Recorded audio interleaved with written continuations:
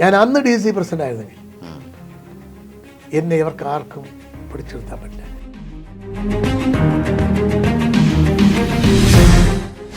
പക്ഷേ എനിക്കൊരു സങ്കടമുള്ളത് നമ്മുടെ ഒരു നേതാക്കന്മാർ ശരത്ചന്ദ്ര പ്രസാദ് എങ്ങനെ ജീവിക്കുന്നു, ശരത്തിൻ്റെ ആരോഗ്യം എന്താണ്.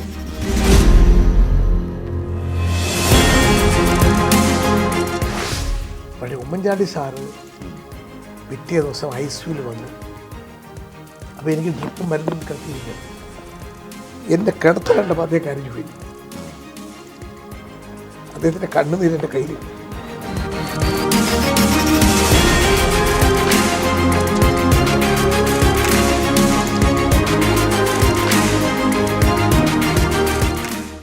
നമസ്കാരം പ്രിയപ്പെട്ടവരെ.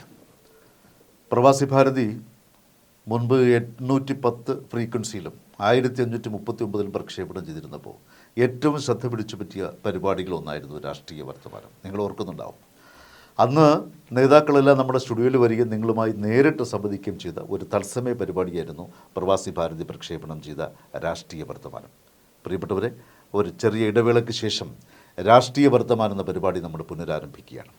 പ്രത്യേകിച്ചും കേരളത്തിൽ നിയമസഭാ തിരഞ്ഞെടുപ്പ് ആസന്നമായിരിക്കുന്ന ഈ സമയത്ത് രാഷ്ട്രീയ വർത്തമാനം എന്ന പരിപാടിക്ക് പ്രത്യേക പ്രസക്തി ഉണ്ടെന്നും ആവശ്യകതയുണ്ടെന്നും ഞങ്ങൾ മനസ്സിലാക്കുന്നു. ഇന്ന് പ്രവാസി ഭാരതിയുടെ ക്ഷണം സ്വീകരിച്ച് രാഷ്ട്രീയ വർത്തമാനം എന്ന പരിപാടിയിൽ പങ്കെടുക്കാൻ എത്തിയിരിക്കുന്നത് നിങ്ങൾക്ക് ഇവർക്കും പരിചിതനായ കോൺഗ്രസ് പാർട്ടിയുടെ ഉന്നത നേതാക്കളുടെ പട്ടികയിൽ ഇടം പിടിച്ച KPCCയുടെ വൈസ് പ്രസിഡൻ്റായി ഇപ്പോൾ സേവനമനുഷ്ഠിക്കുന്ന ശ്രീ T. ശരത്ചന്ദ്ര പ്രസാദാണ്. അദ്ദേഹത്തെ നിങ്ങൾക്ക് ഇവർക്കും വേണ്ടി പ്രവാസി ഭാരതിയിലേക്ക് സ്വാഗതം ചെയ്യുന്നു. നമസ്കാരം. നമസ്കാരം. ശരത്ത്, നിരവധി തവണ ഞാൻ ശരത്തെന്ന് വിളിക്കുന്നത് എൻ്റെ കൊളീഗ് കൂടി, ഞങ്ങൾ ഒരുമിച്ച് പഠിച്ചവരാണ്. അതുകൊണ്ട് എനിക്ക് അങ്ങനെ വിളിക്കാനുള്ളൊരു അവകാശമുണ്ട്. നിരവധി തവണ പ്രവാസി ഭാരതിയിൽ വന്ന് ജനങ്ങളുമായി നമ്മുടെ ശ്രോതാക്കളുമായി സംബന്ധിച്ചപ്പോഴൊക്കെ ഞാൻ അബുദാബിയിലായിരുന്നു. വാസ്തവത്തിൽ പ്രവാസി ഭാരതി സ്റ്റുഡിയോയിൽ വെച്ച്, തിരുവനന്തപുരം സ്റ്റുഡിയോയിൽ വെച്ച് നമ്മൾ നേരിട്ട് കാണുന്ന ആദ്യമാണ്. എന്നാൽ നിരവധി തവണ നമ്മുടെ റേഡിയോയിൽ വന്നിട്ടുണ്ട്. എന്തായാലും തിരഞ്ഞെടുപ്പ് ആസന്നമായിരിക്കുന്ന ഈ സമയത്ത് രാഷ്ട്രീയ വർത്തമാനം എന്ന നമ്മുടെ പരിപാടിക്ക് ഏറെ പ്രസക്തിയുണ്ട്. ഞാൻ ചോദിക്കുന്നത്, ഏകദേശം എൻ്റെ ഓർമ്മ ശരിയാണെങ്കിൽ, ശരിയാവാതിരിക്കാൻ വേണ്ടിയില്ല, ഏകദേശം അരനൂറ്റാണ്ട് കഴിഞ്ഞു ശരത്ചന്ദ്ര പ്രസാദ് എന്ന വ്യക്തി കേരള രാഷ്ട്രീയത്തിൽ വന്നിട്ട്. അരനൂറ്റാണ്ട് കഴിഞ്ഞു. 52 വർഷത്തോളമായിരിക്കുന്നു. 52 കടന്നുപോയി കാണും.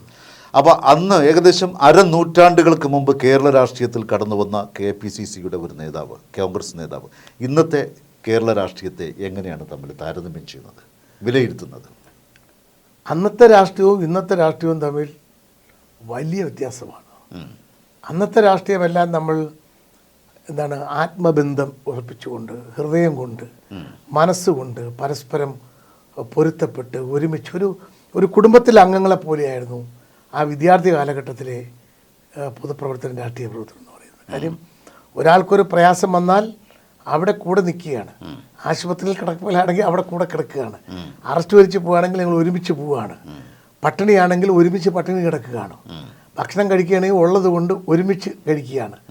പിന്നെ വീട്ടുകാർ തമ്മിലുള്ള ബന്ധം. എൻ്റെ അച്ഛനും അമ്മയും എൻ്റെ സഹോദരങ്ങളെയും എൻ്റെ സഹപ്രവർത്തകർക്ക് അറിയാം. എൻ്റെ സഹപ്രവർത്തകരുടെ കുടുംബക്കാരെ എല്ലാം എനിക്കറിയാം.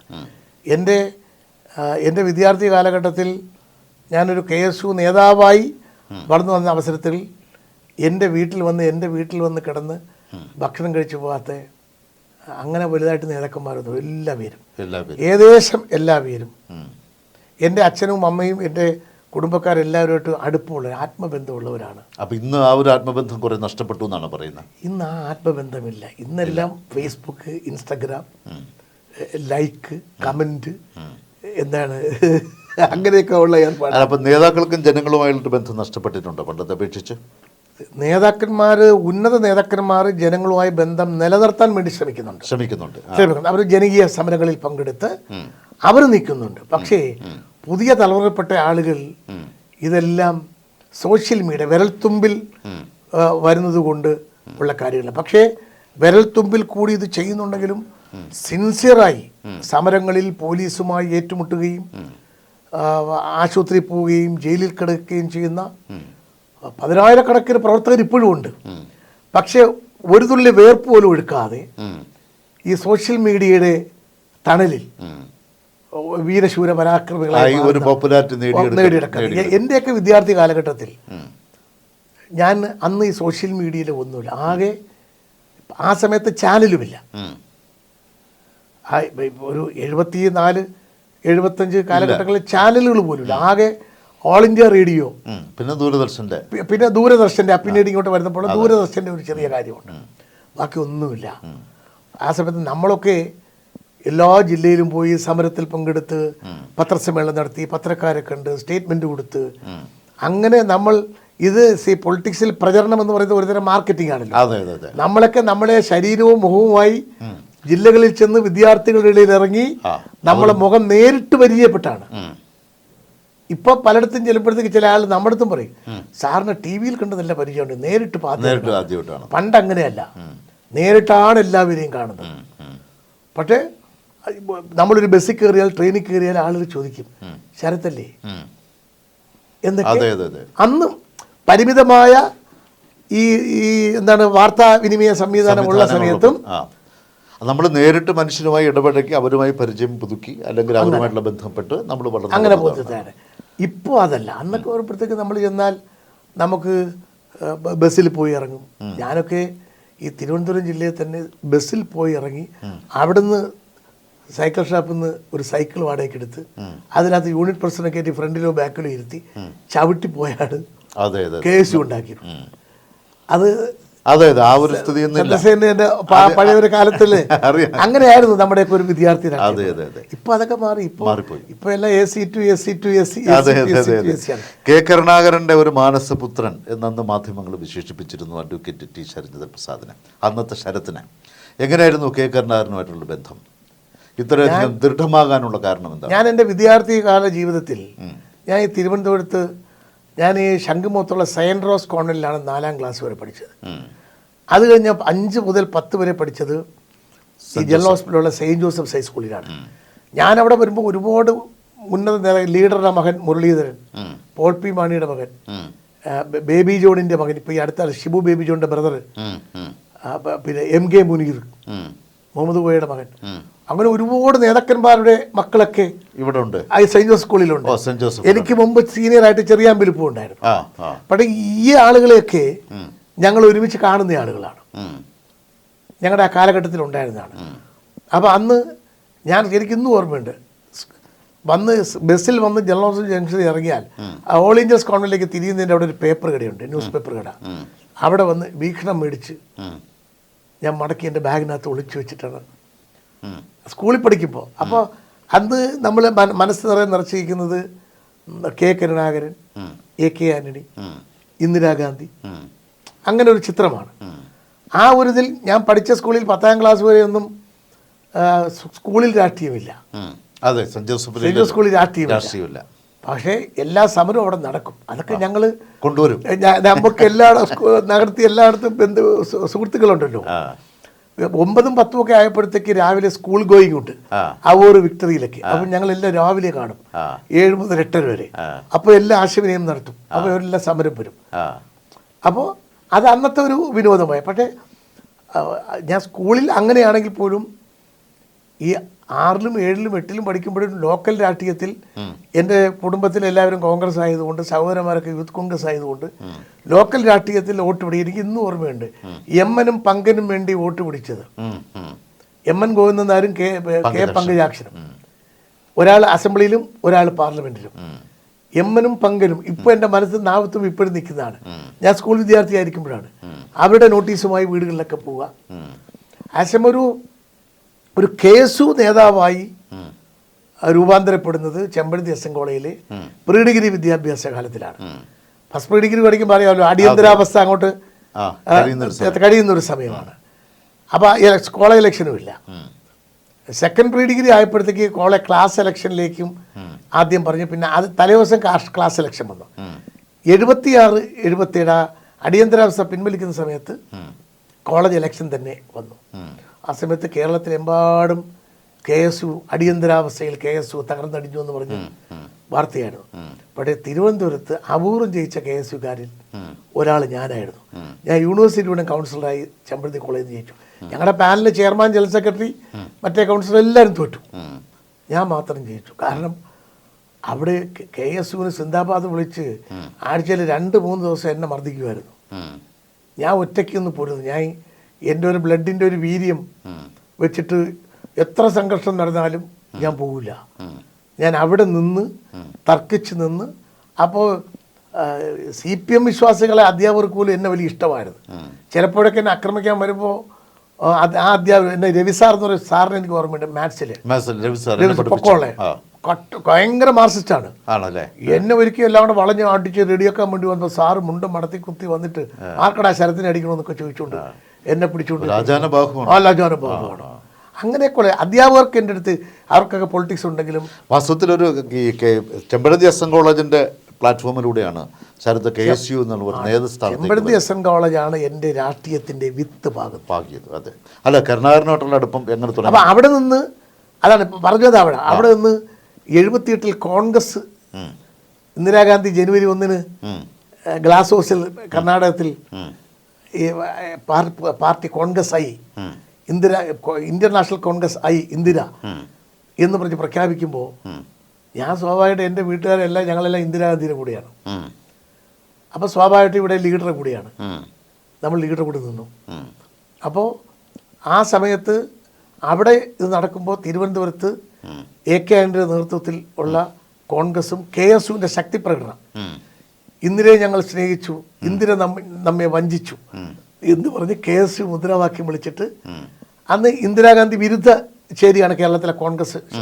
ലീഡർ മാത്രമാണ്, ലീഡറും കാർത്തികൻ അങ്ങനെ കുറച്ച് MA ജോൺ അങ്ങനെയൊക്കെ ഉള്ളത്. അപ്പോൾ അന്ന് തിരുവനന്തപുരത്ത് പ്രകടനം നടത്തുമ്പോഴത്തേക്ക് VJT ആളി സമ്മേളനം വെച്ചാണ്. അന്ന് ചെമ്പഴന്തി കോളേജ് ഞങ്ങൾ വിളിച്ച മുദ്രാവാക്യം CPM-നെതിരെയുള്ള മുദ്രാവാക്യമാണ് ഞങ്ങൾ വിളിച്ചത്. അത് പത്രത്തിൽ ബോക്സ് എഴുതി എല്ലാവരും ഇന്ദിരാഗാന്ധി. ചെമ്പഴന്തി കോളേജിലെ KSU യൂണിറ്റുകാർ മാത്രം CPM-നെതിരെയാണ് മുദ്രാവാക്യം വിളിച്ചത്. ആ സമ്മേളനത്തിൽ നിന്ന് പതാക ഉയർത്തുമ്പോഴത്തേക്ക് ഇന്ദിരാഗാന്ധിയെ ചെയ്തു ഞാൻ അവിടുത്തെ കരഞ്ഞുകൊണ്ടാണ് ഇറങ്ങിപ്പോയത്. നമ്മുടെയൊക്കെ മനസ്സിൽ ഇന്ദിരാഗാന്ധിയാണ്. അപ്പോൾ സ്വാഭാവികമായിട്ട് ലീഡറുടെ കൂടെയായി. അപ്പോൾ കാർത്തികനെ KSU കൺവീനറായി ഇന്ദിരാഗാന്ധി പ്രഖ്യാപിച്ചു. അപ്പോൾ വിദ്യാർത്ഥി രാഷ്ട്രീയത്തിൽ കാർത്തികൻ നിൽക്കണമെങ്കിൽ സെനറ്റ് മെമ്പർ ആവണം കേരള യൂണിവേഴ്സിറ്റിയുടെ. കാർത്തിക വോട്ടിന് ഓടുകയാണ്. അപ്പോൾ ഒരു ദിവസം സെക്രട്ടറിയുടെ മുമ്പ് വെച്ച് കാർത്തിക എന്നെ കയറി പിടിച്ചു. ശരത്തിന് തിരക്ക് നടക്കുകയാണ്, ഞാൻ 3 പ്രാവശ്യം വീട്ടിൽ വന്നു എന്നൊക്കെ പറഞ്ഞിട്ട്. ഞാൻ എന്നെ തിരക്കണ്ട, എൻ്റെ വോട്ട് ജയിക്കല്ല കാർത്തികനെ എന്ന് പറഞ്ഞു. അങ്ങനെ കാർത്തികൻ 9-10 വോട്ട് കിട്ടി. കാർത്തികൻ സെനറ്റ് മെമ്പറായി. അപ്പോൾ കാർത്തികൻ്റെ കമ്മിറ്റിയിൽ ഞാൻ ജില്ലാ കമ്മിറ്റി, മോഹൻകുമാർ ജില്ലാ പ്രസിഡന്റ്, ഞാൻ വൈസ് പ്രസിഡന്റുമായി KSUവിൻ്റെ. അതിനു മുമ്പ് ഞാൻ taluk committee member, unit secretary KSUവിൻ്റെ, അങ്ങനെ ഒക്കെ ജില്ലാ കമ്മിറ്റിയൊക്കെ ആയിരുന്ന ആളാണ്. സ്പ്ലിറ്റ് ആയപ്പോൾ ഞാൻ ജില്ലാ കമ്മിറ്റി വൈസ് പ്രസിഡന്റായി. പിന്നെ ഈ ജില്ലയിൽ KSU ഉണ്ടാക്കാൻ പോകുന്നതിൽ പ്രധാന ആൾ ഞാനാണ്, സൈക്കിളിലും സ്കൂട്ടറിലുമായി. അപ്പോൾ സ്വാഭാവികമായി ലീഡറുമായിട്ടൊരു ബന്ധം വന്നു. പിന്നെ ഞാൻ കൗൺസിലറായി വന്നെന്നൊക്കെ പറഞ്ഞപ്പോഴത്തേക്ക് ജയിച്ചു വന്ന ആളുകളെയൊക്കെ ഉള്ള ആളുകളൊക്കെ തട്ടിക്കൂട്ടി എടുക്കുമല്ലോ. അപ്പം ചെന്ന് നിന്ന് അത് നമ്മൾ ഈ പറഞ്ഞ പോലെ ആദ്യ തവണ ഞാൻ പ്രീ ഡിഗ്രിക്ക് പഠിക്കുന്ന സമയത്ത് എനിക്ക് ചെറിയ മീശയും ഇതൊക്കെ വെച്ച് വരുന്ന സമയമല്ലേ. അപ്പോൾ ലീഡർ കൊള്ളാം, പയ്യൻ കൊള്ളാമെന്ന് പറഞ്ഞ് പ്രോത്സാഹിപ്പിക്കുക. നമ്മളങ്ങനെ നഗരത്തിൽ ആളുകളെ ഉണ്ടാക്കി, ആൾക്കൂട്ടം ഉണ്ടാക്കി പ്രകടനം നടത്തി. അപ്പോൾ ലീഡർക്ക് നമ്മുടെ അടുത്തൊക്കെ താല്പര്യമായി. അങ്ങനെ പിന്നെ KSUവിൽ ഞാൻ ജില്ലാ പ്രസിഡന്റായി. ജില്ലാ പ്രസിഡന്റ് ആവുന്ന തെരഞ്ഞെടുപ്പിൽ കൂടിയാണ്, സംഘടനാ തെരഞ്ഞെടുപ്പ് നടത്തി. അത് ഞാൻ ജില്ലാ പ്രസിഡന്റായി. 2 പ്രാവശ്യം ഞാൻ ജില്ലാ പ്രസിഡന്റായി.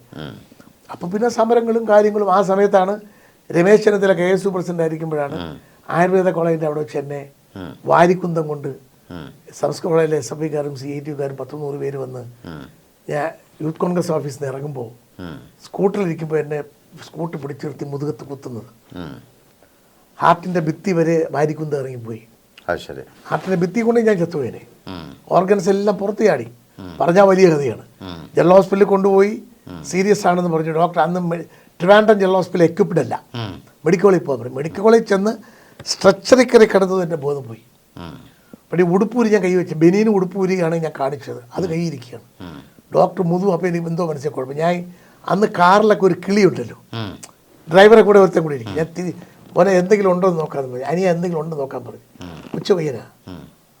ആ പറഞ്ഞു എന്തൊക്കെ പുറത്ത്. ഞാൻ പിടിച്ച് അകത്തോട്ട് വെച്ചിട്ട് പിടിച്ചോളാൻ പറഞ്ഞു.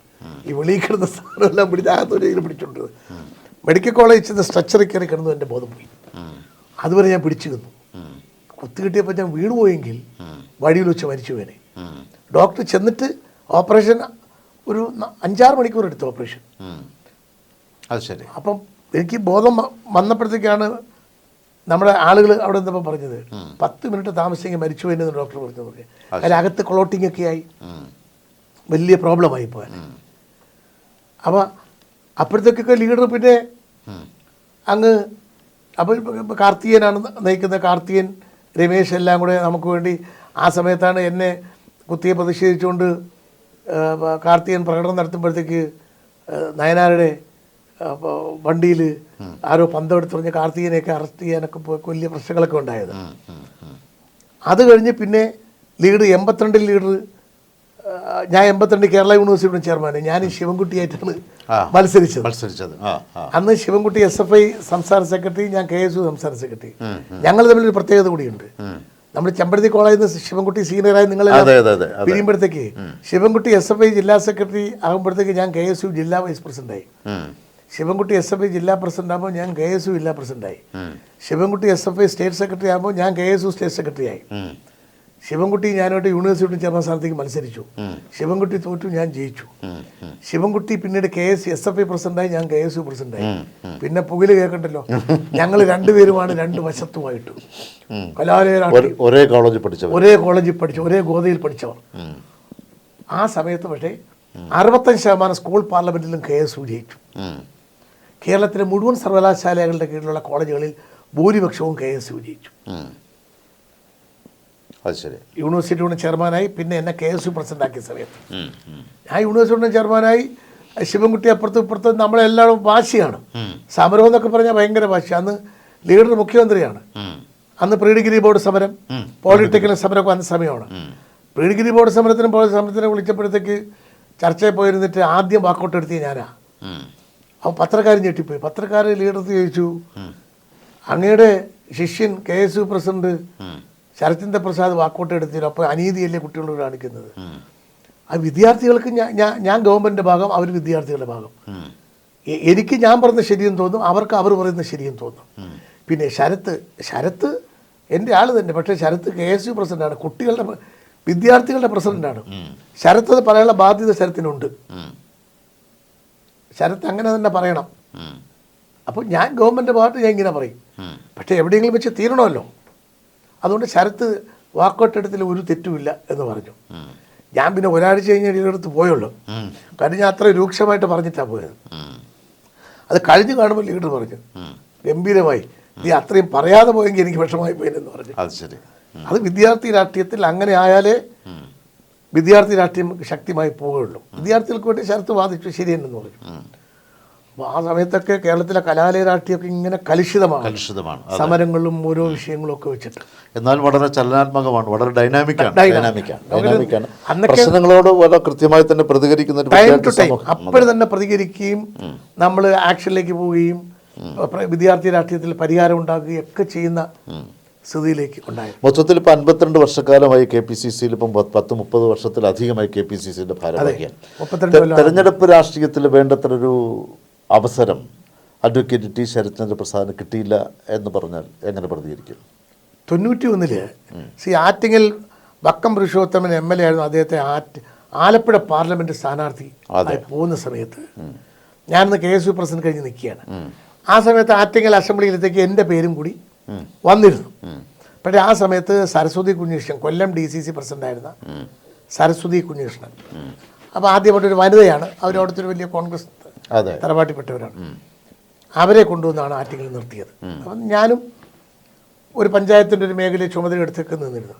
91 തെരഞ്ഞെടുപ്പ് ആയപ്പോൾ ആനത്തലോട്ട് ആനന്ദൻ അപ്പോൾ MLA ആയി. 87 85 തെരഞ്ഞെടുപ്പിലാണ് ബൈ ഇലക്ഷനാണ് വക്കം പോയത്. 87 അസംബ്ലി തെരഞ്ഞെടുപ്പിൽ ആനത്തലോട്ട് ആനന്ദൻ ആറ്റിങ്ങൽ അസംബ്ലിയിൽ MLA ആയി. അപ്പോൾ അത് കഴിഞ്ഞ് 91 ആകുമ്പോഴത്തേക്ക് ഇവിടെ വേറെ മത്സരിക്കാൻ ആർക്കും ധൈര്യമില്ല ആറ്റിങ്ങൽ. കാര്യം 10-27,000 വോട്ടിൻ്റെ ഭൂരിപക്ഷം LDFിനുണ്ട് ആറ്റിങ്ങൽ അസംബ്ലിയിൽ. അപ്പോൾ എൻ്റെ അടുത്ത് ചോദിച്ചു, ഞാൻ പറഞ്ഞു ആറ്റിങ്ങൽ മത്സരിക്കാമെന്ന് പറഞ്ഞു. അപ്പോൾ യൂത്ത് കോൺഗ്രസിൻ്റെ ഒരു ലിസ്റ്റ് ഉണ്ടായിരുന്നു. അതിൽ ലീഡർ ടിക്ക് ചെയ്തതിനകത്ത് ലീഡർ ആറ്റിങ്ങലത്തേക്ക് എൻ്റെ പേര് ടിക്ക് ചെയ്തു. എന്നെ ലീഡറാണ് അവിടെ അവതരിപ്പിച്ചത്. ശരത്തിനെ ഞാൻ ആറ്റിങ്ങിലെ അത് ഏൽപ്പിക്കുകയാണ്, നിങ്ങൾ ജയിപ്പിച്ച് കഴിഞ്ഞ് വിട്ടാൽ ബാക്കി ഞാൻ നോക്കിക്കൊള്ളാം എന്ന് പറഞ്ഞു. അപ്പോൾ ആളുകളുടെ ധാരണ എന്നെ മന്ത്രിയാക്കുമെന്നായിരുന്നു ആളുകളുടെ ധാരണ. അപ്പോൾ പിന്നൊരു അവസരത്തിൽ ആരോ പറഞ്ഞു, ലീഡർ എത്ര പേരെ മന്ത്രിയാക്കും, ലീഡർ ശരത്തിന്. ആൾക്കൊരു പ്രതീക്ഷ കൊടുക്കണ്ടേ? ശരത്തിന് ഭാവിയുള്ള ആളാണ് ശരത്ത്. ഇന്നല്ലെങ്കിൽ നാളെ ശരത്ത് അതാകും, എനിക്കറിയാം ശരത്ത് എന്ന് പറഞ്ഞിട്ട്. അപ്പോഴത്താണ് ജയിച്ച് 27,000 വോട്ടും കവർ ചെയ്ത് ഞാൻ ചെറിയ വോട്ടിന് ആനത്തലോട്ട് തോപ്പിച്ചു. പക്ഷേ പിറ്റേ വർഷം ആ 5 വർഷം ഞാൻ ആഴ്ചയിൽ 2-3 മന്ത്രിമാരെ ആറ്റിങ്ങിൽ കൊണ്ടുപോയി വികസനത്തിൻ്റെ ഒരു പെരുമഴയായിരുന്നു ഞാൻ അവിടെ ചെയ്തത്. ആ സമയത്താണ് പ്രേം നസീറിന്റെ പേരിൽ 52 ദിവസം നീണ്ടിരിക്കുന്ന മഹാമേള. ആന്ധ്ര, കർണാടക, തമിഴ്, മലയാളം 150 സിനിമാ താരങ്ങൾ എല്ലാവരും ഉണ്ട്. ജമിനി ഗണേശൻ, ശിവാജി ഗണേശൻ എല്ലാവരും വന്നു. ശാരദ, അതുപോലെ സുരേഷ് ഗോപി, മമ്മൂട്ടി, ദിലീപ്, അങ്ങനെ എല്ലാവരും ഒന്ന് വന്നിരുന്നു. പ്രേം നസീറിന്റെ വീട്ടിൽ പോവും. പ്രേം നസീറിന്റെ സഹോദരി സിംഗപ്പൂരായിരുന്നു. അവർ ലീവ് എടുത്ത് അവിടുന്ന് ഇവിടെ വന്ന് നിന്നു. ഖബർസ്ഥാനത്തിൽ പോവും, വീട്ടിൽ വന്ന് ചായ കുടിക്കും, നേരെ ഇവിടെ വരും, പ്രസംഗിക്കും. വലിയ എക്സിബിഷൻ ആയിട്ടായിരുന്നു അത്. ഞാൻ 2 ദിവസം ഏകദേശം 100,000 ആളുകൾ പങ്കെടുക്കുന്ന ഘോഷയാത്ര ഞാൻ അവിടെ നടത്തി. ഈ വന്ന സിനിമാ താരങ്ങളെല്ലാം 5 ജീപ്പിലായിട്ട് ഓപ്പൺ ജീപ്പിൽ കയറ്റി ആറ്റിങ്ങിൽ കൂടി നടത്തി. ആറ്റിങ്ങിലെ ചരിത്രം. പിന്നെ മന്ത്രിമാരെയൊക്കെ എല്ലാ മന്ത്രിമാരെയും ഞാൻ അവിടെ കൊണ്ടുപോയിട്ടുണ്ട്. ആ സമയത്താണ് ആറ്റിങ്ങൽ മാമം പാലത്തിലെ ടോള് ഞാൻ നിർത്തലാക്കിയത്. അതൊരു ഹെർക്കൂലിയൻ ടാസ്ക് ആയിരുന്നു. ഇന്ത്യൻ ടോൾ ആക്ട് അനുസരിച്ചാണ് ഈ ടോൾ പിരിക്കുന്നത്. അവസാനം ലീഡർ മുഖ്യമന്ത്രി സ്ഥാനം രാജിവെക്കാൻ സമയത്ത് ലാസ്റ്റ് ക്യാബിനറ്റിൽ എൻ്റെ ഒന്ന് പേപ്പറിൽ എഴുതി വാങ്ങിച്ചിട്ട് ക്യാബിനറ്റിൽ വെച്ചിട്ട് ഇനി ടോളിന് അടയ്ക്കാനുള്ള ബാക്കി പൈസ ഗവൺമെൻറ് അടയ്ക്കും എന്ന് പറഞ്ഞ് തീരുമാനിച്ചത്.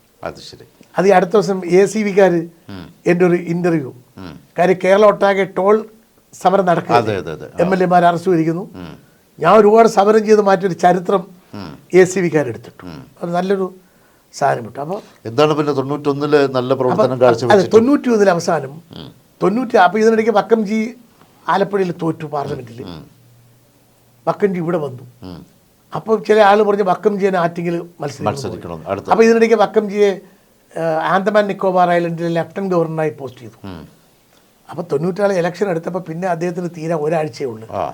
അദ്ദേഹം നേരെ ഇവിടെ ഒന്ന് ചാടി അസംബ്ലി മത്സരിക്കുമെന്ന് പറഞ്ഞു.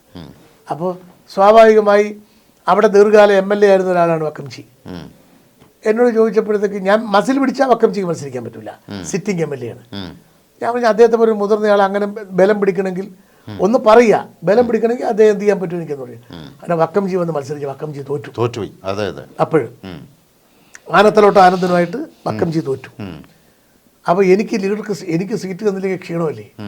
അവസാനം നോക്കുമ്പോൾ ഈ പഴയ നോർത്ത്, ഇപ്പോഴത്തെ വട്ടിയൂർക്കാവ്, പഴയ നോർത്തിൽ ലീഡർ പറഞ്ഞു കുഴപ്പമുണ്ടെങ്കിൽ ശരത്തെ മത്സരിക്കാൻ പറഞ്ഞു.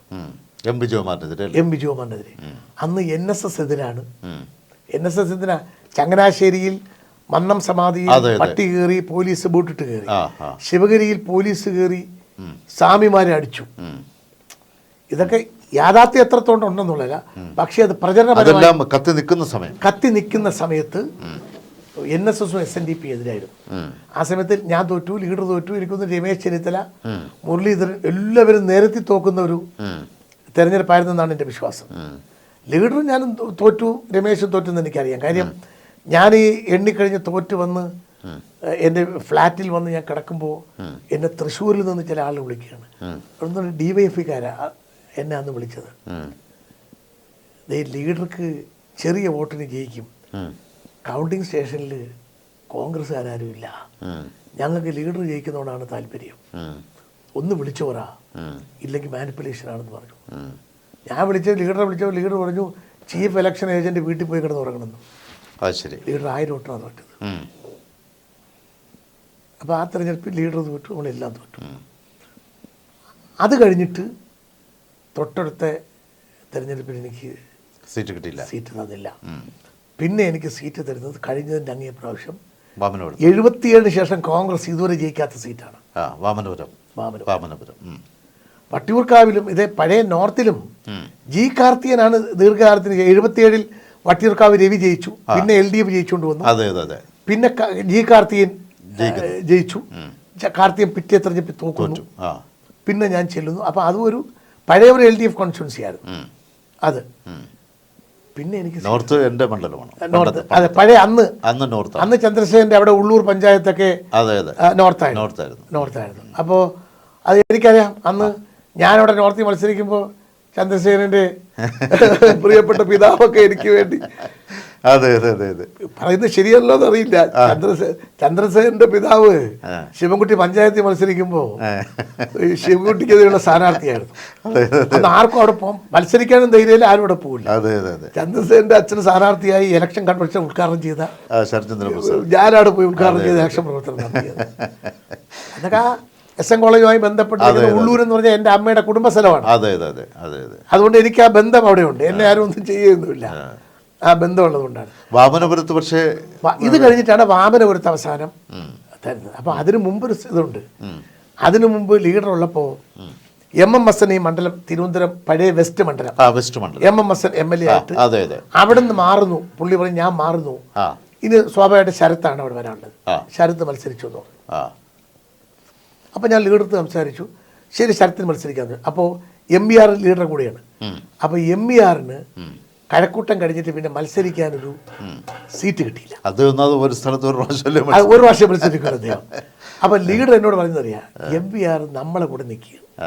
ഈ UDF കക്ഷികളിൽ 2-3 കക്ഷികൾ, ഗൗരിയമ്മ, TM ജേക്കബ്, MBR, ബാലകൃഷ്ണപിള്ള, ഇവരെല്ലാം ലീഡറുടെ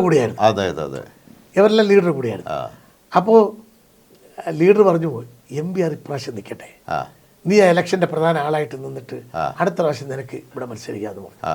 ഞാൻ തന്നെ ബൈക്കിലുമായിട്ടൊക്കെ പോയി, ഇന്നേജന്റുമാരെ ഇറക്കാൻ വരാൻ പറ്റാത്ത അവസരം നമ്മളൊക്കെ പോയാണ് ഇറക്കിക്കൊണ്ടുവരുന്നത്, എല്ലാം ചെയ്ത്.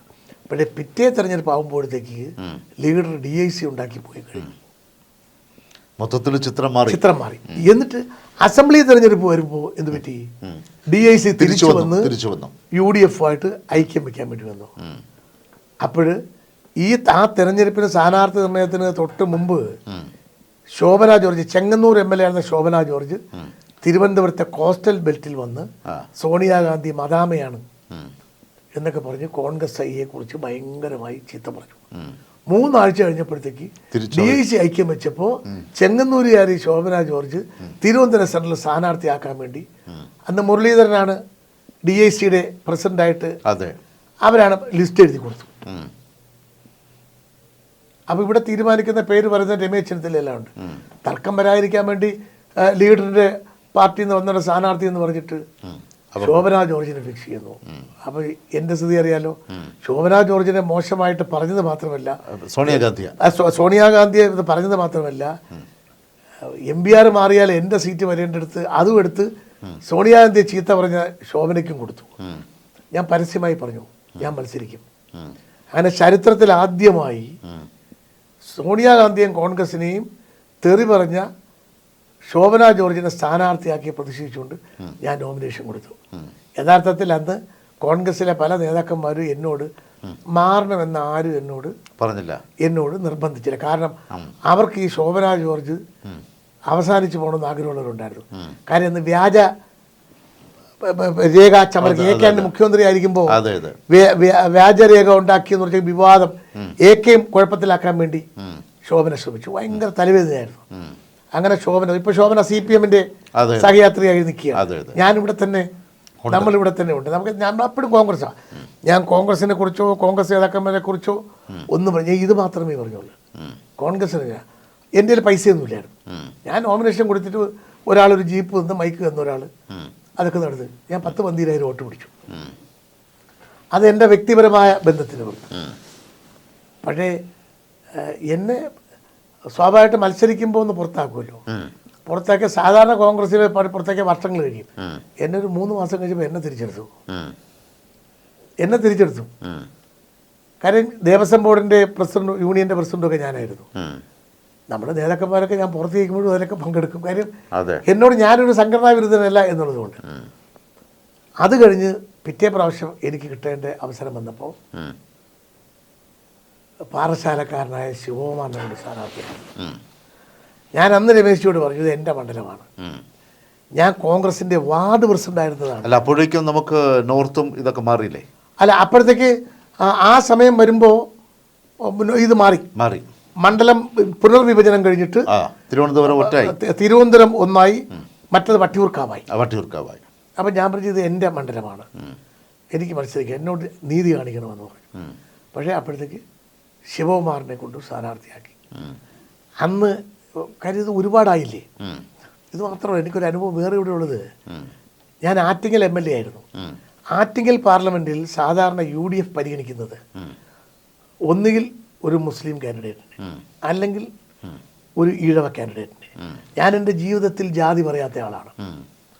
ഞാൻ നിന്നതെല്ലാം കെ കരുണാകരൻ്റെ കൂടെ, അദ്ദേഹത്തിൻ്റെ കാലം കഴിച്ചപ്പോൾ രമേശ് ചെന്നിത്തലയുടെ കൂടി, പിന്നെ അതുമായി ബന്ധപ്പെട്ട് എല്ലാ പേരുമായിട്ടും GKയും ഇപ്പോൾ KC വേണമല്ലോ VD എല്ലാം നമ്മളെല്ലാം സഹപ്രവർത്തകരായിരുന്ന നമ്മൾ ആ ഒരു ഇതിൽ നിന്നിട്ടുള്ളതാണ്.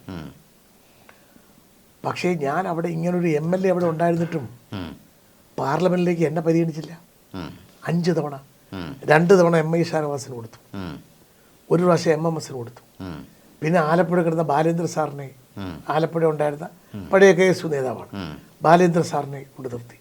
കൊല്ലത്തുനിന്ന് ഇവിടെ ബിന്ദു കൃഷ്ണയെ കൊണ്ടു നിർത്തി. 2 പ്രാവശ്യം അടൂർ പ്രാവശ്യം കൊണ്ടു നിർത്തി. ഞാൻ മത്സരിക്കേണ്ട സ്ഥലമാണ്. അടൂർ പ്രാവശ്യം 2 പ്രാവശ്യം വന്നാൽ അടൂർ പ്രാവശ്യം ജയിച്ചു. ബാക്കി എല്ലാവരും നേരത്തെ തോറ്റു.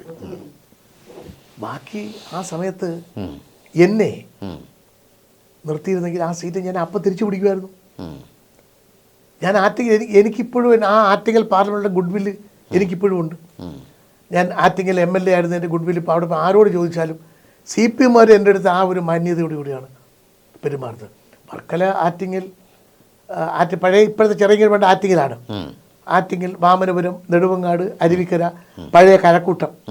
ഇപ്പോഴത്തെ കഴക്കൂട്ടം പഴയ ആറ്റിങ്ങൽ പാർലമെൻറ്റ്, ചെറിയങ്കീഴ് പാർലമെൻ്റ് ആയിരുന്നു. ചെറിയങ്കീഴ് പാർലമെൻ്റ് ആയിരുന്നു. പിന്നെ അത് ആറ്റിങ്ങൽ പാർലമെൻ്റ് ആയപ്പോഴത്തേക്ക് കഴക്കൂട്ടം തിരുവനന്തപുരത്ത് വന്നു, കാട്ടാക്കട ഇതിലോട്ട് കയറി.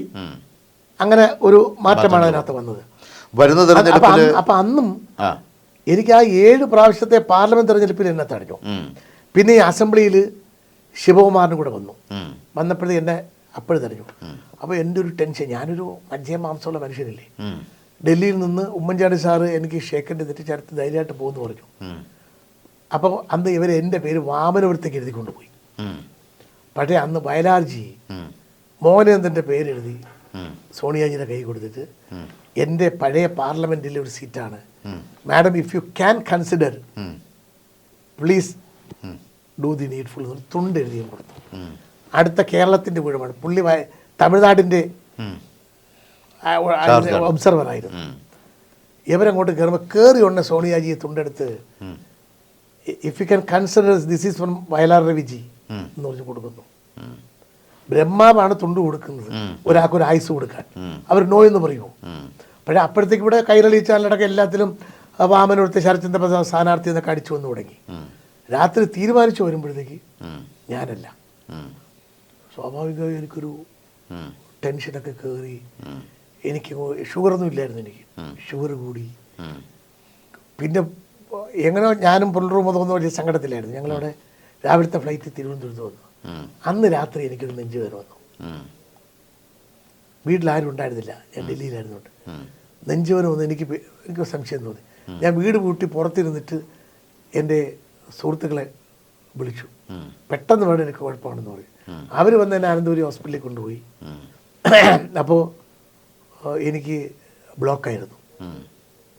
അപ്പോൾ ടെൻഷൻ കൂടി, ഷുഗർ കൂടിയുള്ള ബ്ലോക്കാണ്. എന്നെ അഡ്മിറ്റ് ചെയ്തു. പിറ്റേ ദിവസം തിരുവനന്തപുരത്ത് ഇറങ്ങിയ വാർത്ത, ശിവകുമാർ സ്ഥാനാർത്ഥി ആയതുകൊണ്ട് ശരത്ചന്ദ്ര പ്രസാദ് പ്രവർത്തിക്കാതിരിക്കാൻ വേണ്ടി കിടക്കുകയാണെന്ന് പറഞ്ഞു. പക്ഷേ ഉമ്മൻചാണ്ടി സാറ് പിറ്റേ ദിവസം ICUവിൽ വന്നു. അപ്പോൾ എനിക്ക് ഡ്രിപ്പും മരുന്നും കിടത്തിയിരിക്കുകയാണ്. എൻ്റെ കിടത്ത് കണ്ടപ്പോൾ അദ്ദേഹം കരഞ്ഞു പോയി. അദ്ദേഹത്തിൻ്റെ കണ്ണുനീര് എൻ്റെ കയ്യിൽ വീണു. എൻ്റെ കൈയും തടവി, എൻ്റെ തലയും തടവി, ഒന്നും വരില്ല ശരത്ത് എന്ന് പറഞ്ഞിട്ടാണ് പോയത്. ഞാൻ ഒരിക്കലും ഉമ്മൻചാണ്ടി പ്രതീക്ഷിച്ചല്ല. പക്ഷേ എന്നെ വിശ്വസിക്കേണ്ട ആളുകൾ, ചില ആളുകൾ അവരെ പറഞ്ഞ് തെറ്റിദ്ധരിപ്പിച്ചു, മനഃപൂർവ്വമാണെന്ന്. അവസാനം എൻ്റെ ആൻജിയോപ്ലാസ്റ്റി കഴിഞ്ഞപ്പോഴാണ് എല്ലാവരും വിശ്വസിച്ചത് ഇതാണ്. എന്നിട്ട് 1-2 ആൾ എൻ്റെ അടുത്ത് പറഞ്ഞ്, വയ്യെങ്കിലും ഇലക്ഷൻ കമ്മിറ്റി ആഫീസിൽ ഒരു 2 ദിവസം വന്ന് ഇരുന്നൂടെ എന്ന്. ഡോക്ടർ എന്നോട് പൊടിയടിക്കരുത്, 1 മാസം വിശ്രമിക്കണമെന്ന് പറഞ്ഞതാണ്. പക്ഷേ ആ വിശ്രമത്തിനിടെ കൂടെ പോളിംഗ് ഡേറ്റ് വന്നപ്പോൾ ഞാൻ ഫാമിലിയായിട്ട് പോയി പോളിംഗ് സ്റ്റേഷനിൽ പോയി ഞാൻ പോയി വോട്ട് ചെയ്തു. എനിക്ക് വയ്യെങ്കിലും ഡോക്ടർ പോണ്ട എന്ന് പറഞ്ഞെങ്കിലും ഈ ഒരു വോട്ട് കൊണ്ട് ഒന്നും ചെയ്യാനില്ലല്ലോ എന്ന് ഞാൻ എന്തിലും പോകണം, എൻ്റെ ഒരു സത്യസന്ധതയുടെ വിഷയമാണെന്ന് വോട്ട് ചെയ്തു. അപ്പം ഞാൻ പ്രതീക്ഷിച്ച് പിറ്റേ പ്രാവശ്യമെങ്കിലും തരുമെന്ന്. പിറ്റേ പ്രാവശ്യവും തന്നില്ല, ശിവകുമാറിന് കൊടുത്തു. ആ തവണ എന്നെ ബാബനോടുത്ത് സ്ഥാനാർത്ഥിയാക്കി. അപ്പോൾ ഞാൻ ജനിച്ച സമുദായത്തിന് ഒരാൾക്കെങ്കിലും കൊടുക്കണമല്ലോ. അപ്പോൾ വഴിപാടായിട്ട് ജയിക്കാത്ത ഒരു സ്ഥലമാണ്. എനിക്കൊരു ആത്മവിശ്വാസം, അവിടെ എൻ്റെ ചെമ്പഴന്തി കോളേജിൽ പഠിച്ച ഒരുപാട് പേരുള്ള ഒരു സ്ഥലമാണ്. പക്ഷെ അവസാന എതിരായി മത്സരിക്കുന്ന ചെമ്പഴന്തി കോളേജ് എതിരായി മത്സരിച്ച DK മുരളി SM കോളേജിലെ വിദ്യാർത്ഥി. അതെ. അപ്പോൾ പക്ഷേ പോളിങ്ങിനൊരു ഒരാഴ്ച ഉള്ളപ്പോൾ ഞാൻ പൊതുമധ്യത്തിൽ പറഞ്ഞുകൂടാത്ത ചില വികാരങ്ങൾ അവിടെ ഉയർത്തിവിട്ട് എന്നെ തോൽപ്പിച്ചു. അതിനകത്ത് എന്നെ ജയിപ്പിക്കാൻ ബാധ്യതയുള്ള, എനിക്ക് വേണ്ടി പ്രവർത്തിക്കാൻ ബാധ്യതയുള്ള ആളുകളും അതിനകത്തുണ്ടായിരുന്നു. അത് പാർട്ടി അന്വേഷിച്ചപ്പോഴത്തേക്ക് അന്വേഷണ കമ്മീഷൻ അത് കുറ്റവാളികളെ കണ്ടെത്തി. എന്നോട് പറഞ്ഞു, ഞാൻ പറഞ്ഞു എനിക്കൊരു പരാതിയില്ലെന്ന് പറഞ്ഞു. ഞാൻ തോറ്റല്ലോ, ഇനി അതിൻ്റെ പേര് ആർക്കെങ്കിലും ശിക്ഷയൊക്കെ കൊടുത്തിട്ട് അതൊന്നും വേണ്ടെന്ന് പറഞ്ഞു. അതൊന്നും ഞാനില്ല, എനിക്ക് ആരോടും വിരോധമില്ല, തോറ്റത് തോറ്റിപ്പോയെന്ന് പറഞ്ഞു.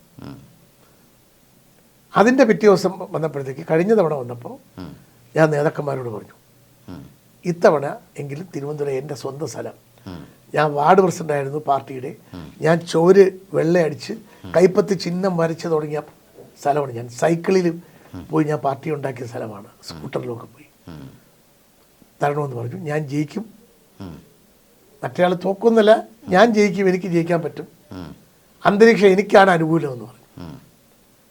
ശിവകുമാറിന് തന്നെ കൊടുത്തു. UDF തിരിച്ചു വന്നില്ല, ശിവകുമാറും തോറ്റു. അപ്പോൾ എൻ്റെ ക്ലെയിം അവിടെ എത്രയാണ്? എൻ്റെ മത്സര സമയം വന്നപ്പോൾ MBR കൊണ്ടുപോയി, ശോഭന കൊണ്ടുപോയി, ഞാനും ശിവകുമാറും അടുത്ത സുഹൃത്തുക്കളാണ്. ഇപ്പോൾ ഞാൻ ശിവകുമാർ എൻ്റെ മണ്ഡലത്തിൽ, ഞാൻ KPC മെമ്പറാണ്, ഞാനും ചെറിയാമ്പിൽ പോയിട്ട് മത്സരിച്ച് ഞാൻ ജയിച്ചു, ചെറിയാൻ തോറ്റു. പക്ഷേ ഞാനും ചെറിയായിട്ട് മത്സരിക്കുന്ന സ്നേഹ മത്സരമാണ്. ഞാൻ ചെറിയാനെ നമ്മൾ തമ്മിൽ മത്സരിക്കണ്ട, പക്ഷേ മത്സരിക്കാതെ അന്നത്തെ ഒരു പാർട്ടി ഗ്രൂപ്പിൻ്റെ ഞാനും ചെറിയാനും തമ്മിൽ മത്സരം. പക്ഷേ ഞാനും ചെറിയാനും തമ്മിൽ ഇപ്പോൾ ആത്മമിത്രങ്ങളാണ്. ഞങ്ങൾ തമ്മിൽ ഒരിക്കലും ജീവിതത്തിൽ പിണങ്ങില്ല എന്ന് പറഞ്ഞ തീരുമാനം എടുത്തിട്ടുള്ളതാണ്. ഞങ്ങൾ തമ്മിൽ ചെറിയാമ്പിൽ പോയാൽ അത്ര ബന്ധമാണ് ഞങ്ങൾ തമ്മിൽ. അപ്പോൾ ആ ഒരു സ്ഥലത്ത് എനിക്ക് കഴിഞ്ഞ പ്രാവശ്യം തന്നില്ല. അതുകൊണ്ട് ഇപ്രാവശ്യം ഞാൻ എല്ലായിടത്തും പറഞ്ഞു, ഇതൊരു ലാസ്റ്റ് എറിയണം. നമ്മുടെയൊക്കെ ഒരു ഏജും പിന്നെ എൻ്റെ ശരീരം തന്നെ ഈ വിരൽത്തുമ്പ് മുതൽ പാദം വരെ അറിയാമല്ലോ, എന്നെ വെട്ടി ഞുറുക്കി 10-90 കുത്തിത്തയ്യൽ എൻ്റെ ശരീരത്തിൽ ഉള്ളതാണ്. SM കോളേജിൽ വെച്ച് എന്നെ വെട്ടിയെടുത്ത് താഴോട്ട് എറിയുമ്പോൾ ഇഷ്ടിക എൻ്റെ മുതുകത്ത് ഇടുപ്പിൻ്റെ ഭാഗത്ത് മുറിവ് കൂടെ കയറിപ്പോയതാണ്. അകത്തോട്ട് മരണമായ അന്നും മല്ലിട്ടതാണ്. 2 തവണയാണ് ഞാൻ 1.5 മാസം ആശുപത്രി കിടന്നത്. ഇതെല്ലാം KSUവിന് വേണ്ടിയാണ്, പാർട്ടിക്ക് വേണ്ടിയാണ്, അല്ല വേറെ ഒന്നിനും വേണ്ടിയല്ല. ഇത്രയൊക്കെ അനുഭവമുണ്ടായി. ഇത്രയും ഞാൻ എന്നെക്കുറിച്ച് പറയുകയല്ല, ഇത്രയും മർദ്ദനമേറ്റ്, പോലീസ് മർദ്ദനമാണെങ്കിലും എതിർ പാർട്ടിയുടെ മർദ്ദനങ്ങളാണെങ്കിൽ ഇതൊക്കെ ഏറ്റ ഒരാളിനെ കോൺഗ്രസ് പാർട്ടിയിൽ ഇപ്പോൾ ഒന്ന് കാണിച്ചു തരട്ടെ. ആരെങ്കിലുമൊക്കെ ആളിനെ കൊണ്ട് അങ്ങോട്ടും അടി കൂടി കൊടുക്കുക. ഞാനിത് എന്നെ അറ്റാക്ക് ചെയ്ത് CPM എന്നെ ഒതുക്കാൻ ശ്രമിച്ചതാണ്, തീർക്കാൻ ശ്രമിച്ചതാണ്. എന്നിട്ട് ഞാൻ ഇതുവരെ പിടിച്ചു നിന്ന് പോയി. അപ്പോൾ ഞാനൊരു വലിയ ഈശ്വരവിശ്വാസിയാണ്. ഈശ്വരവിശ്വാസി, ഞാൻ മതവിശ്വാസിയല്ല. ഞാൻ പള്ളിയിലും മോസ്കിലും അമ്പലത്തിലൊക്കെ പോകും. മോസ്ക് എന്ന് പറഞ്ഞാൽ ഇസ്ലാം, വേറൊരു ആചാരപ്രകാരമുള്ള ഭീമാപള്ളി, അതുപോലെ കടുവാപ്പള്ളിയിലൊക്കെ എൻ്റെ അച്ഛനും അമ്മയൊക്കെ അങ്ങനെയായിരുന്നു. ഇവിടെയൊക്കെ പോയി നേർച്ച വയ്ക്കുന്നയാളും വെട്ടുകാട് പള്ളിയിൽ പോയി മെഴുതിരി കത്തിക്കുന്ന ആളും ഞാൻ ഇപ്പോഴും, ഞാൻ കഴിഞ്ഞ ആഴ്ചയും പോയി മെഴുതിരി ആരെയും കാണിക്കുകയൊന്നുമില്ല. നമ്മുടെ ഒരു വിശ്വാസം, ഒരു പ്രയാസം വരുമ്പോൾ, എന്തെങ്കിലും നല്ല സമയം വരുമ്പോൾ ഒക്കെ നമ്മളിത് പോയി ചെയ്യാറുണ്ട്. എൻ്റെ പൂജാമുറിയിലുണ്ട് ജീസസ് ക്രൈസ്റ്റും കബയുടെ പടമൊക്കെ എൻ്റെ പൂജാമുറിയിലുണ്ട്. ഞാൻ ഇന്നും രാവിലെ അതിനൊക്കെ പ്രാർത്ഥിച്ചാണ് ഞാൻ വരുന്നത്. എന്നും അങ്ങനെയാണ് എൻ്റെ അച്ഛൻ്റെയും അമ്മയുടെയും ലീഡറേയും പടം തൊട്ട് കൊടുത്തിട്ടാണ് ഞാൻ ഇറങ്ങുന്നത്. എന്നും അങ്ങനെയാണ്. അപ്പോൾ ഇപ്പം എൻ്റെ ഒരു ജനുവിനാണ് എന്ന് ഞാൻ എല്ലാവരെയും ബോധ്യപ്പെടുത്തിയിട്ടുണ്ട്. എൻ്റെ ഒരു ഡു ഓർ ഡൈ പൊസിഷനിലാണ്. അപ്പോൾ എന്നോട് പ്ലാൻ B, പ്ലാൻ C ഒക്കെ ഉണ്ടെങ്കിൽ വേറെ മണ്ഡലമുണ്ട്. നമ്മൾ ഒരു പ്ലാൻ B, പ്ലാൻ C ഇല്ല, ഒറ്റ പ്ലാനേ ഉള്ളൂ, തിരുവനന്തപുരം അസംബ്ലി. അത് എന്നെ മത്സരിപ്പിക്കാനുള്ള, ഞാൻ ഇങ്ങനെയാണ് പറഞ്ഞത്, തരണമെന്നല്ല, ഇപ്പോഴെങ്കിലും എന്നോട് നിങ്ങൾ കരുണ കാണിക്കണം. എന്നെപ്പോലെ ഒരുത്തൻ ഇത്രയും സഹിച്ച് വന്നിട്ട് എനിക്കിനി അടുത്ത തിരഞ്ഞെടുപ്പ് സമയത്ത് എനിക്ക് മത്സരിക്കാനും പറ്റില്ല. ഇനി നമ്മൾ ഉണ്ടാവുമെന്നൊന്നും പറയാൻ പറ്റില്ല. നമ്മുടെയൊക്കെ ഞാൻ പിന്നെ മദ്യപിക്കുകയും പുകവലിക്കുകയും ചെയ്യാത്ത ഒരാളായതുകൊണ്ടാണ് ഇത്രയും മർദ്ദനമേറ്റിട്ടും ഞാനിങ്ങനെ ഇരിക്കുന്നത്. എന്തെങ്കിലും ഒരല്പം ഉണ്ടാകും ഞാൻ ഇന്ന് ചെതിലെടുത്ത് പോയേനെ, ചുമച്ച് ഞാൻ തീർന്നു പോയേനെ. എനിക്കറിയാം എൻ്റെ ഒരു ആരോഗ്യം ഞാനൊരു പ്യുവർ വെജിറ്റേറിയനുമാണ്. ഞാനതൊക്കെ വ്യക്തി ജീവിതത്തിൽ അതൊന്നും ആദർശമൊന്നുമല്ല, എൻ്റെ ഒരു വിശ്വാസം. ഞാൻ അങ്ങനെ അങ്ങ് പോകുന്ന ഒരാളാണ്. എൻ്റെ കൂടെ ഉള്ളവരെല്ലാവരും അടുത്തുള്ള എല്ലാവരും ഒക്കെ പുകവലിക്കുന്നവർ, നമ്മുടെ സുഹൃത്തുക്കൾ നോൺ വെജ് കഴിക്കുന്നത് എല്ലാം ഒരുമിച്ചിരുന്ന് കഴിക്കുന്നത്. എനിക്ക് അതിനൊന്നും പ്രയാസമൊന്നുമില്ല. ഞാനത് ആരെയും ബോധ്യപ്പെടുത്താനുള്ളതുമല്ല. എൻ്റെ വ്യക്തി ജീവിതത്തിൽ ഞാൻ ആരെയും വഞ്ചിക്കാൻ പോകില്ല, പറഞ്ഞു പറ്റിക്കാൻ പോകില്ല. പിന്നെ ഞാൻ എൻ്റെ 10-18 കോടി രൂപയുടെ എൻ്റെ സ്വത്തുക്കൾ വിറ്റ് തീർത്ത് രാഷ്ട്രീയ പ്രവർത്തനം നടത്തിയ ആളാണ്. തിരുവനന്തപുരം എയർപോർട്ടിൻ്റെ അടുത്തിരിക്കുന്ന മലബാർ മാള്, അതിൻ്റെ ഫ്രണ്ടിൽ ഇരിക്കുന്ന 65 സെൻറ്റ് സ്ഥലം ഞാൻ കൊടുത്തതാണ്. എൻ്റെ അച്ഛൻ്റെ കുടുംബത്തിൽ നിന്നുള്ള ഷെയറാണ്. ചേന്തിയിൽ പോങ്ങുമൂടുള്ള ക്രിസ്ത്യൻ പള്ളിയില്ലേ, അതിൻ്റെ ഇപ്പുറത്തുള്ള എൻ്റെ അമ്മയുടെ ഷെയറാണ് ഞാൻ ആദ്യം വയ്ക്കുന്നത്. ഞാൻ KSU പ്രസിഡൻ്റ് ആയിരുന്നപ്പോൾ പ്രസിഡന്റ് സ്ഥാനം കഴിഞ്ഞപ്പോൾ പോസ്റ്ററൊക്കെ അടിച്ചതിൻ്റെ പേരിൽ അന്നത്തെ 10-60,000 രൂപ കടം വന്നു. അത് വീടാൻ വേണ്ടി അമ്മയുടെ ഷെയർ ഞാൻ ആദ്യം വിറ്റതാണ്. അന്ന് പ്രോപ്പർട്ടിക്ക് വിലയില്ലല്ലോ. ഇന്നവിടെ സെൻറ്റിന് 50 ലക്ഷം ഉണ്ട്. ഞാൻ ചെറിയ 10,000 രൂപയ്ക്കൊക്കെയാണ് അന്ന് വിറ്റത് എൻ്റെ പ്രോപ്പർട്ടി. അന്ന് വിറ്റ് തുടങ്ങിയതാണ്. പക്ഷേ എനിക്കൊരു സങ്കടമുള്ളത്, നമ്മുടെ ഒരു നേതാക്കന്മാർ ശരത്ചന്ദ്ര പ്രസാദ് എങ്ങനെ ജീവിക്കുന്നു, ശരത്തിൻ്റെ ആരോഗ്യം എന്താണ്. CPM നമ്മളെ നേരിട്ട് ആക്രമിക്കുന്നതാണ്. പക്ഷേ നമ്മുടെ പാർട്ടിയിൽ നിന്ന് അങ്ങനെ വരാതിരിക്കാൻ നേതാക്കന്മാരത് നോക്കേണ്ടതാണ്. എൻ്റെ വിശ്വാസം, ഞാനിത് ഇപ്പോൾ ഇത് പറയാൻ പറ്റുന്ന ആളുകൾ ഒന്ന് KC വേണുഗോപാൽ. എൻ്റെ ഒരു കാര്യമുണ്ട്, എന്നെ ഇപ്രാവശ്യം KPC വൈസ് പ്രസിഡന്റ് ആകുന്ന കാര്യത്തിൽ BD സതീശനും ഒരു സ്റ്റാൻഡ്. പക്ഷേ KC വേണുഗോപാലാണ് എന്നെ വൈസ് പ്രസിഡൻ്റായിട്ട് ആദ്യത്തെ പേര് കാണായി. ഏറ്റവും സീനിയർ ആളെന്നുള്ളതിൽ KC ഉള്ള എൻ്റെ പേര് ആദ്യത്തെ പേരായി എന്നെ എഴുതി. 2 പ്രാവശ്യം എൻ്റെ വൈസ് പ്രസിഡൻ്റ് ആക്കുന്നത് KC വേണുഗോപാൽ തന്നെയാണ്. ആ ഒരു പഴയ സ്നേഹം തന്നെ ചെയ്ത്. BD സതീശൻ, ഞാൻ KSU പ്രസിഡന്റ് ആയിരിക്കുമ്പോഴാണ് BD സതീശനെ യൂണിവേഴ്സിറ്റിയുടെ ചെയർമാനാകുന്നത്. അത് വേണു ഇപ്പോഴും BD ഇപ്പോഴും പറയും, ശരത്തണ്ണനാണ് എന്നെ യൂണിവേഴ്സിറ്റിയുടെ ചെയർമാനാക്കിയെന്ന് പറയും. KC വേണുഗോപാൽ എൻ്റെ കമ്മിറ്റിയിലെ ട്രഷററും എൻ്റെ വൈസ് പ്രസിഡന്റുമായിരുന്നു. പിന്നെ ഞാൻ ഇനിഷ്യേറ്റീവ് എടുത്താണ് ഒരു സംഘടനാ തെരഞ്ഞെടുപ്പ് KPC പ്രസിഡന്റ് ആയിരിക്കുമ്പോൾ വേണുവിനെ KSU പ്രസിഡന്റ് ആക്കാനുള്ള ആ ഉദ്യമം എനിക്കാണ് ദൗത്യം ഉണ്ടായത്, ലീഡർ ഏൽപ്പിച്ചത്. നമ്മളത് ചെയ്തു. പിന്നെ രാഷ്ട്രീയത്തിൽ ഓരോരുത്തരുടെ ഭാഗ്യമാണ്.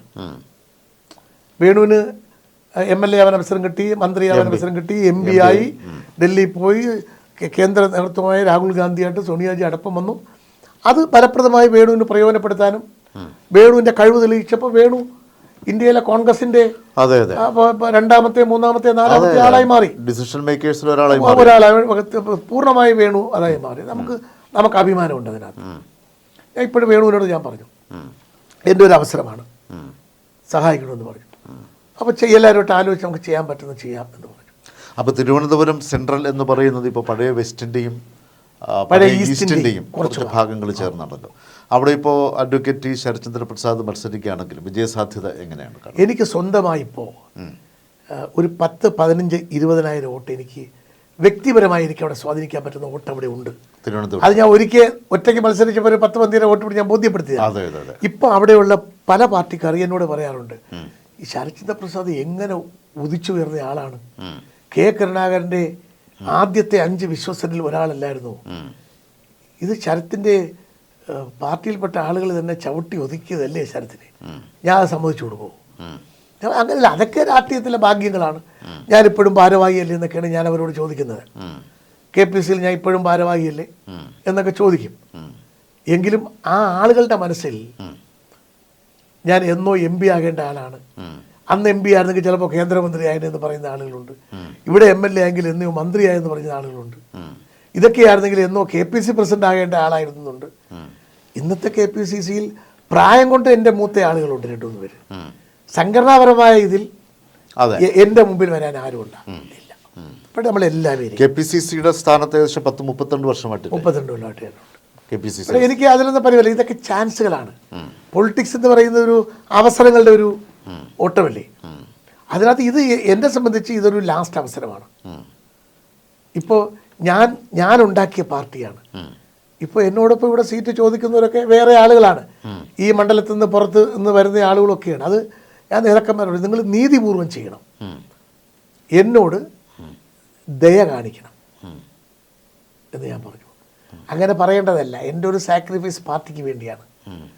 ഞാൻ എൻ്റെ വ്യക്തികാര്യത്തിന് വേണ്ടിയല്ല എൻ്റെ ജീവിതം ഒഴിഞ്ഞു വെച്ചത്. എൻ്റെ കുടുംബത്തിന് വേണ്ടിയല്ല, പാർട്ടിക്ക് വേണ്ടിയാണ്. അത് എൻ്റെ ഒരു പോസ്റ്റോ കാര്യങ്ങളൊക്കെ വരുമ്പോഴത്തെ ആളുകളുടെ കമൻ്റ് അതിനകത്ത് പറയാം. ഒരിക്കൽ ശംഖുമുഖത്ത് ഈ ശബരിനാഥുമായി ബന്ധപ്പെട്ട് മുഖ്യമന്ത്രിയെ ഫ്ലൈറ്റിനകത്ത് വെച്ച് മുദ്രാവാക്യം വിളിച്ചെന്നൊക്കെ പറഞ്ഞിട്ടൊരു കേസുണ്ടായല്ലോ. അത് ശബരിയുടെ പേരിലും അതിനകത്ത് കേസിട്ടു. ശബരിയെ അറസ്റ്റ് ചെയ്യുന്ന ഞങ്ങളെല്ലാം ശംഖുമുഖം സ്റ്റേഷനിൽ പോയപ്പോൾ ഞാൻ മുകളിൽ ചെന്നപ്പോൾ ഏറ്റവും ഉന്നതനായ ഒരു ഓഫീസർ ശബരി ഇരിക്കുന്നു, അവിടെ ഇരിക്കുന്നു. നമ്മളെല്ലാം അവിടെ ചെന്ന് ഇരിക്കുമ്പോഴത്തേക്ക് ആ ഓഫീസർ എന്നെ അഴിച്ച് സല്യൂട്ട് ചെയ്ത് എനിക്ക് ഷേക്കൻഡ് തന്നിട്ട് പറഞ്ഞു, ഈ ഇരിക്കുന്ന ആളിനെ അറിയോ, എവിടെ ഇരിക്കേണ്ട ആളായിരുന്നു അറിയോ, ചിലപ്പോൾ ഞങ്ങളുടെയൊക്കെ മന്ത്രിയായിരിക്കേണ്ട ആളായിരുന്നു, നിങ്ങളുടെ പാർട്ടിയുടെ പ്രത്യേകത വെച്ചാണ് ഇപ്പോൾ ഇങ്ങനെ ഇരിക്കണതെന്ന് പറഞ്ഞു. ആളുകളുടെ മനസ്സിലുണ്ട്, ബോധ്യമുണ്ട്. പക്ഷേ ഇപ്രാവശ്യം അത് പാർട്ടിയുടെ മനസ്സിൽ വരികയും അത് പ്രായോഗികമായും ചെയ്യും എന്ന് വിശ്വസിക്കാം. എനിക്ക് പൂർണ്ണമായി എനിക്ക് നേതാക്കന്മാരെ പൂർണ്ണമായി വിശ്വാസമുണ്ട്. എൻ്റെ ട്രാക്ക് റെക്കോർഡിൽ അവർക്ക് വിശ്വാസമുണ്ടെങ്കിൽ ഇത്രയും ത്യാഗം സഹിച്ച ഒരുത്തിന് ഈ പാർട്ടിയിലില്ല.